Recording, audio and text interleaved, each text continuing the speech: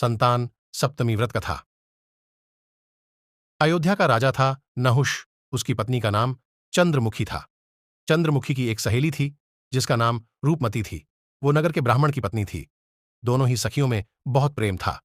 एक बार वे दोनों सरयू नदी के तट पर स्नान करने गई। वहां बहुत सी स्त्रियां संतान सप्तमी का व्रत कर रही थीं। उसकी कथा सुनकर इन दोनों सखियां ने भी पुत्र प्राप्ति के लिए इस व्रत को करने का निश्चय किया, लेकिन घर आकर वे दोनों भूल गई। कुछ समय बाद दोनों की मृत्यु हो गई और दोनों ने पशु योनि में जन्म लिया।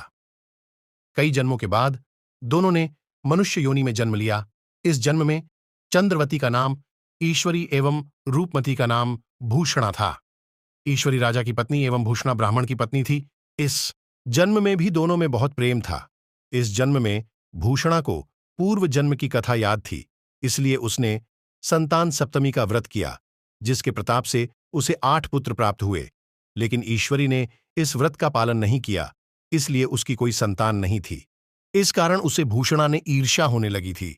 उसने कई प्रकार से भूषणा के पुत्रों को मारने की कोशिश की, लेकिन उसके भूषणा के व्रत के प्रभाव से उसके पुत्रों को कोई क्षति ना पहुंची।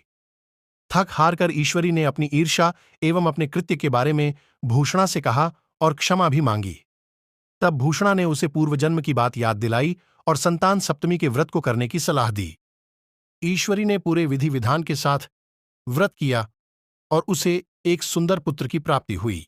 इस प्रकार संतान सप्तमी के व्रत का महत्व जानकर सभी मनुष्य पुत्र प्राप्ति एवं उनकी सुरक्षा के उद्देश्य से इस व्रत का पालन करते हैं। ये कथा अच्छी लगी है तो आप कमेंट करें और इस चैनल को सब्सक्राइब करें, शेयर करें और बेल आइकन को प्रेस करें। धन्यवाद।